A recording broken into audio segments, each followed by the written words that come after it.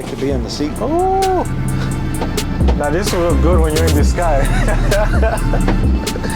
No, it's like, I've never actually got into a helicopter before, but... Guys, welcome again to another video. In today's video, we are actually at his Fort Worth Aviation Museum, and we're just gonna be checking out some cool jets that were used a while ago for different, battles and stuff like that. So it's gonna be very interesting. I'm actually here, and we're gonna actually go inside and kind of find out exactly the history behind these, jets that were used back in the days during the Civil War and the World War II. So it's gonna be interesting. So follow me inside. Let's go.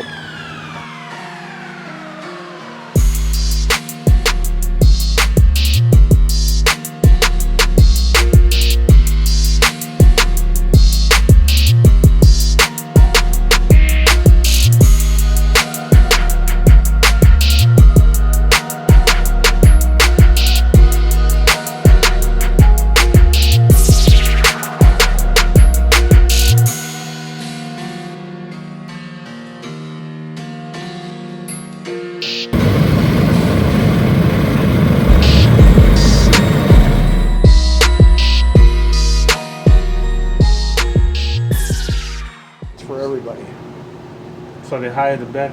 Well, that's why I like being at 10,000 or 20,000 feet. These guys are at 2,000, 400 feet. I mean, that's pretty low. I thought like the higher it is, like it might be a little bit more risky because I mean out there it's like anything can happen and. Oh, not once you're up there, you're pretty safe. Oh. It's great up there. Yeah, it's down here where they can hit you with a rock. That's about where you want to be. Oh yeah, that's bomb. Okay, we'll go out and start with the Harrier. So is that oxygen max that they usually put on? Yes. When they because of oils. And this is a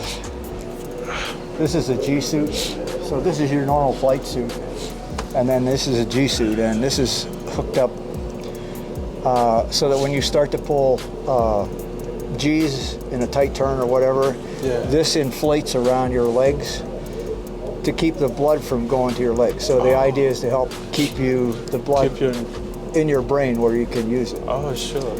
And so the G suit sort of gives you 1 G. So if you were in a 3G turn and the suit inflated, you were like feeling 2 Gs instead of 3.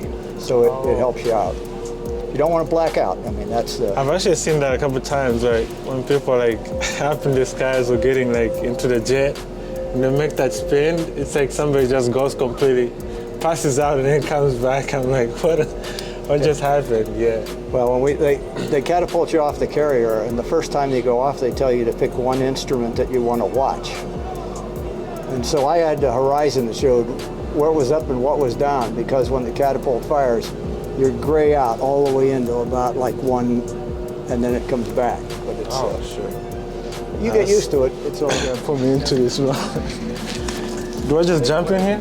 So yeah, there's a step on there. So what is it called? There's a T-33 trainer. Wait, come put it. You get to sit in, see what all the controls are. So, So the stick is what makes it go left and right and up and down. So anyhow. There you go. So it's not actually in motion right now, it hasn't. No, right, that's what I said. The TV's not related to what you're doing on the stick. So we do have some computer controlled ones that are over there. Oh, wow. How many years does it take again to like become an Air Force pilot? Is it like? Well, I was actually a Navy pilot, so we're a little. But anyway, you go through basic training, and then they train you. It's a couple of years to get that, and then you commit to the service for like 6 years after you're done. Oh wow! And I will tell you, flying planes is a lot of fun. Sort of in the corner, this is the size of an actual World War I pilot. He was that sort of life size, so a little smaller than most of the guys are today. Wow. And they flew the small,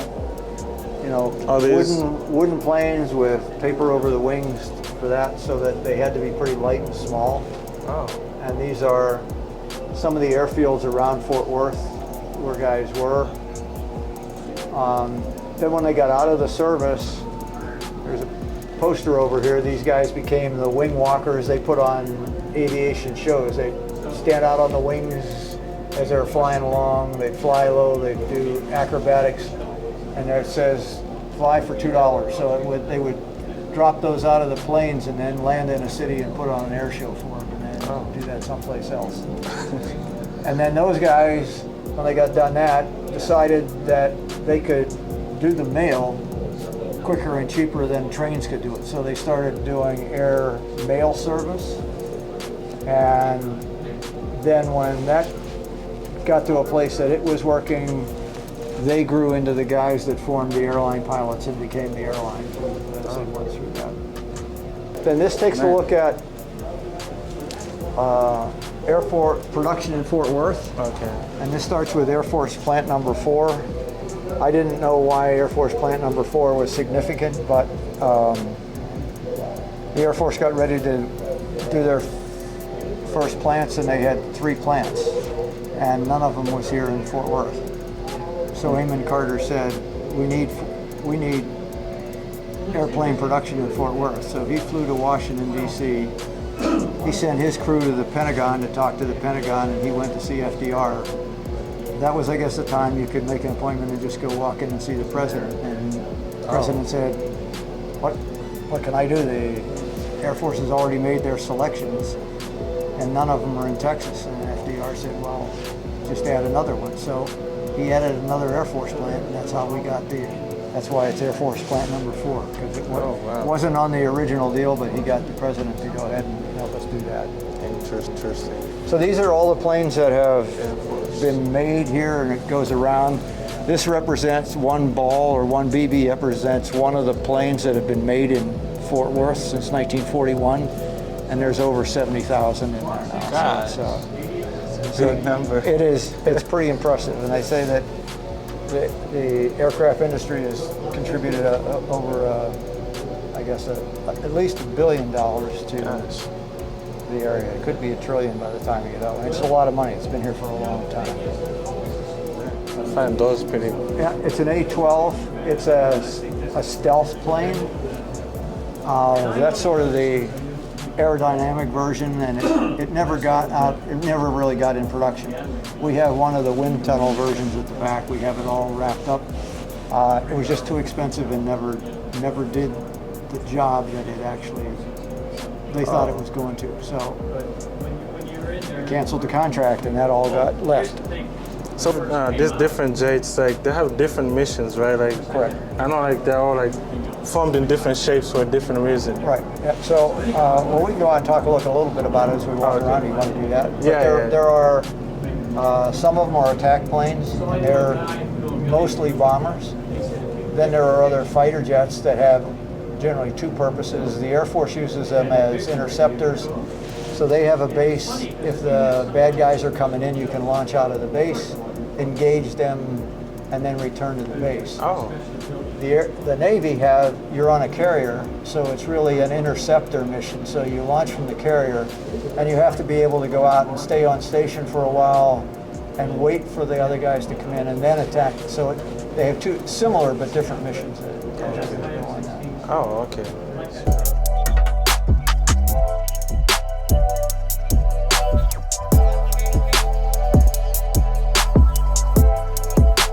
We have this little Kiowa. This is here for people to get into and kids to get into. It's probably the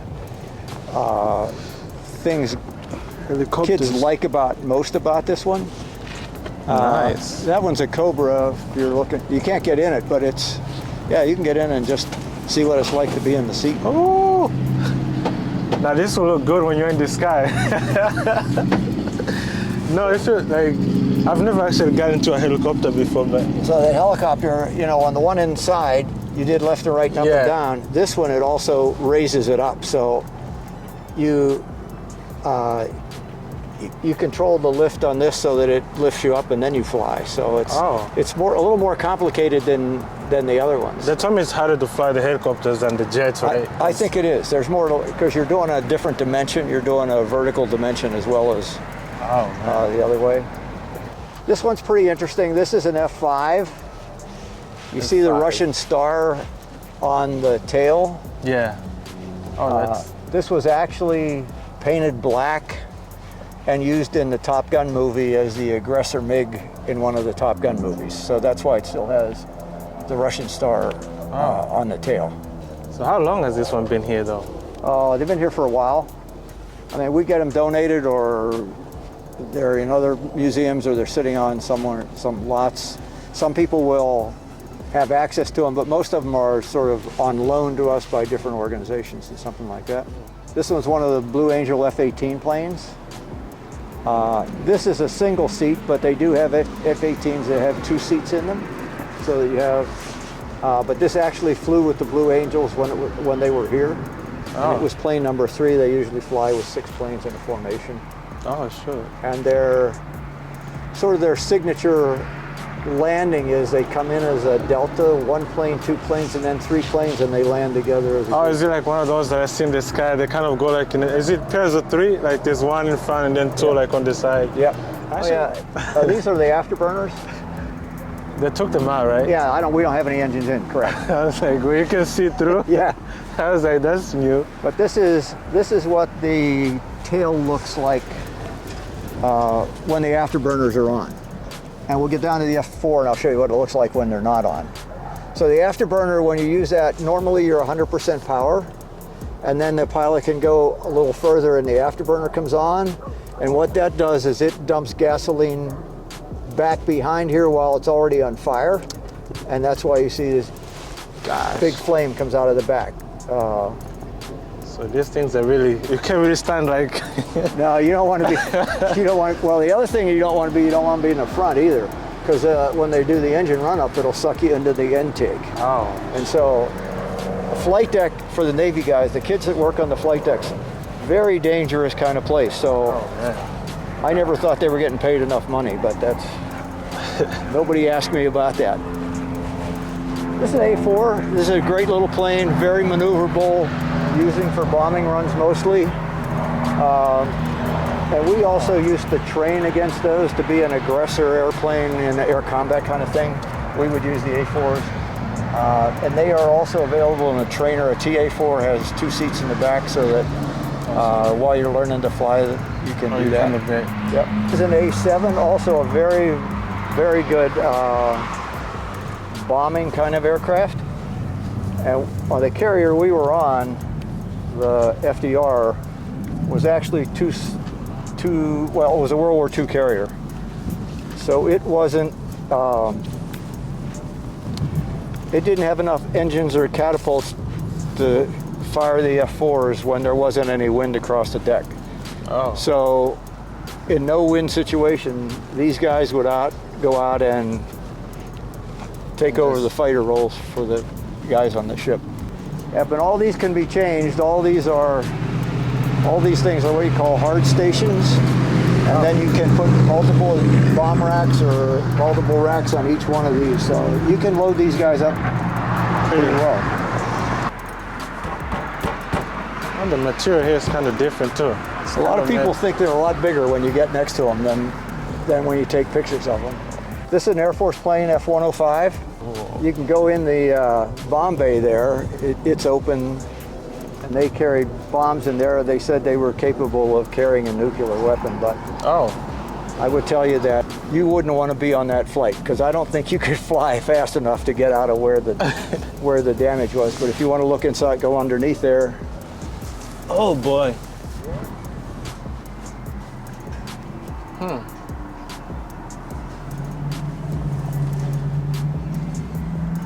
But this actually plane wheels? Want to change the tire on that one, right? Wait, so this is one of the wheels that actually goes on the... Well, on a B-36, it's a big bomb. This is a bigger bomber. This is a B-36. Bigger than a truck. Yeah, here's a picture of the B-36 is here, but that's the wheel that's on there. Yeah, that's big. Yeah. So this is my favorite one. This is the F4s. This is the ones that I flew. Okay. And the intakes are pretty big. They started making these planes in the 50s, and they actually just retired the last one in Germany about 3 or 4 years ago. So it was a very stable, very versatile airplane that they used all over. And one thing I like to try and point out is if you take a look at the landing gear here on this Navy one and the Air Force one, you can see this is a much beefier landing gear, because when we come aboard, this plane came aboard about 145 miles an hour. Wow. And we had to stop at 400 feet. So it comes down, you grab, I'll show you the tail hook at the back. You catch the tail hook as you go by, it catches a wire on the deck, and it stops you from going forward. From going forward, okay. And inside there's an aircraft carrier picture. So the aircraft carrier has an angle deck and a straight ahead deck. So you land on the angle deck. So in case you don't catch a wire and you have to fly around and try it again, you just go off and come around, and then if you get the wire, then they taxi you forward. So that way when you're landing, you're not running into planes that are already landed and on the ground. Oh, sure. The Air Force guys say Navy landings are all controlled crashes, so they're probably not far from wrong. This is the OV-10 Bronco. This is what they were flying for their forward air controllers that we talked about. They did carry some rocket pods, but they were subject to handheld rocket launchers. They were subject to rifle fire. I mean, it was, guys that flew the forward air deals were sort of special breeds of cat. After this senses your air pressure, speed, and everything, and feeds data from you going through the plane to the air data computer on board that lets you know what your actual airspeed is, and helps you compensate for temperature and everything else like that. This is what you want to, in the military we always turn anti-icing on here.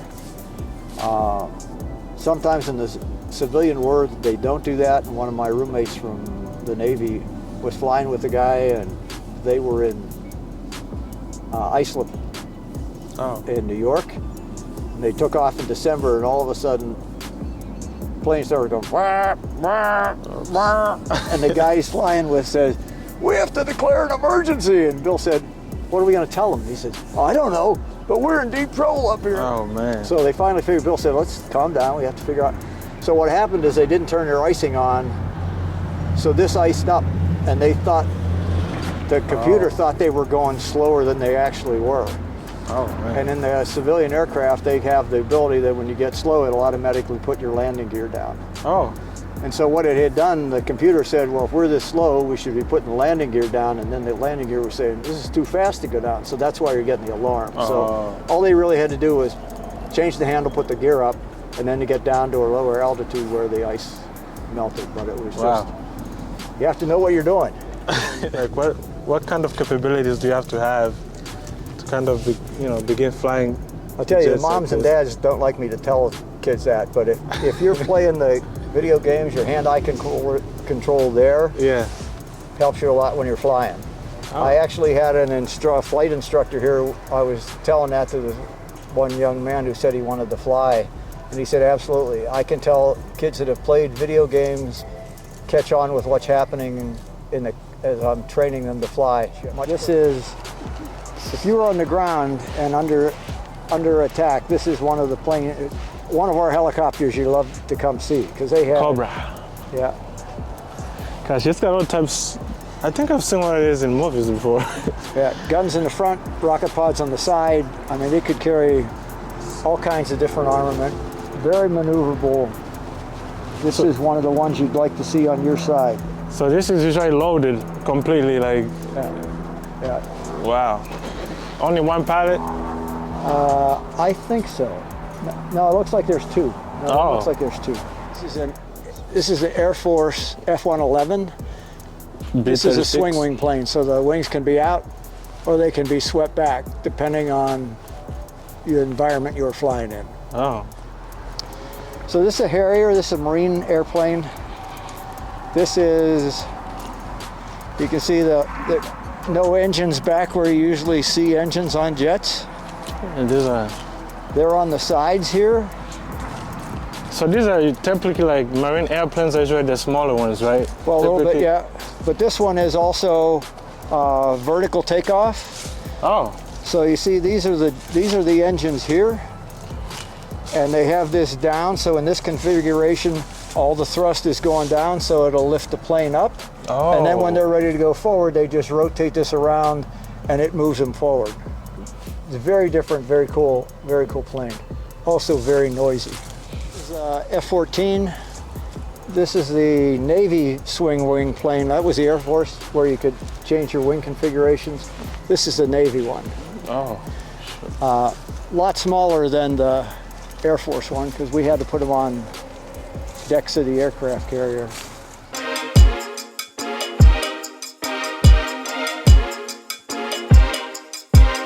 This piece drops down so that you don't hit your rotor on the ground. So it comes down and holds up the tail so the rotor, when it's spinning, doesn't hit the ground. Oh. Different helicopters and different planes will do different things. Oh, man. See, they have stretchers on the side over here on one, and seats and tables.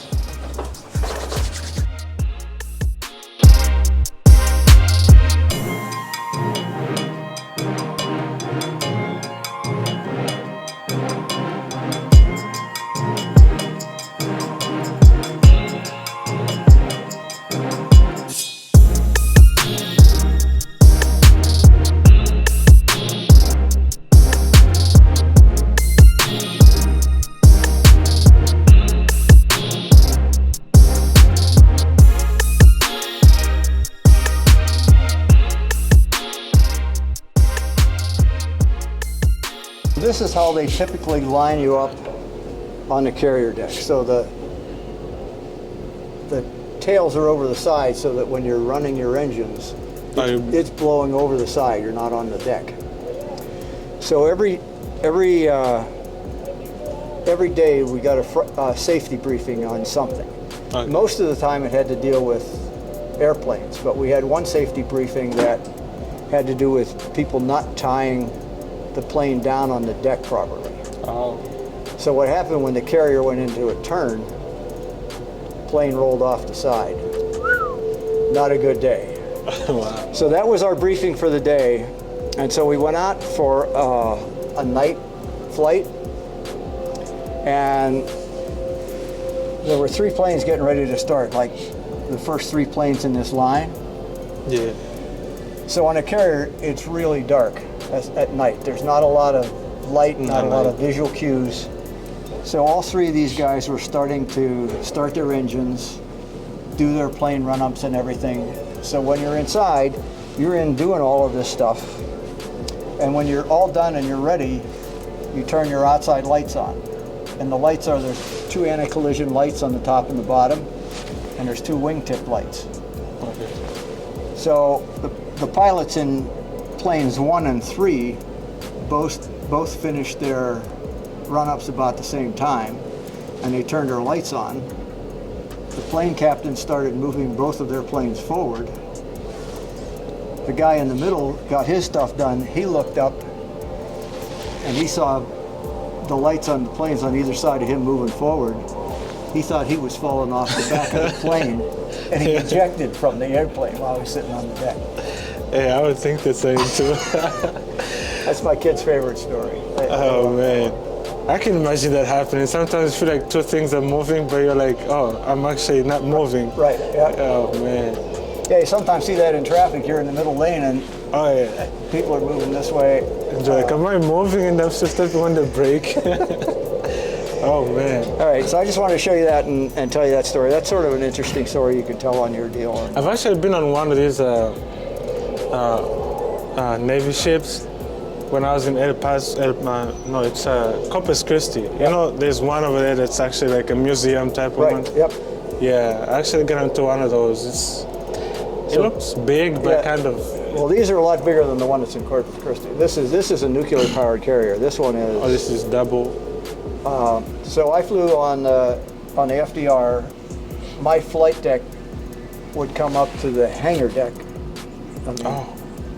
This is the hangar deck over here. So that shows you how much smaller we were, and the midway was be at the hangar deck here. So that's how much bigger these carriers have gotten. Oh man. Just gigantic. So there's a Pacific fleet, there's a Mediterranean fleet, there's a North Atlantic fleet. Might be a Caribbean one too. But they each have different commands and they have different structures. So. All right, guys, that'll be it for today. I hope you guys enjoyed this tour as we learned about different jets that were used in the Air Force back in the days.